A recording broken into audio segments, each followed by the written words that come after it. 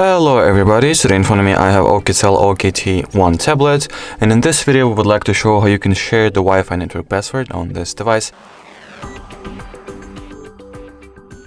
Well, first of all, you gotta somehow get to the Wi-Fi settings page. The easiest way to do that is to swipe down from the from the top part of your display in order for the notification and control center to be launched.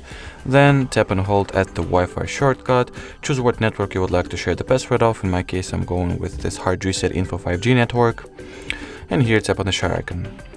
And on this very share Wi-Fi page, we'll see the actual Wi-Fi network password, which is hard reset, and it's located right below the QR code. And from here, you have two ways of connecting to it: either manually find and manually enter the password of the network from the device that you were to share the Wi-Fi password with, or simply scan the QR code.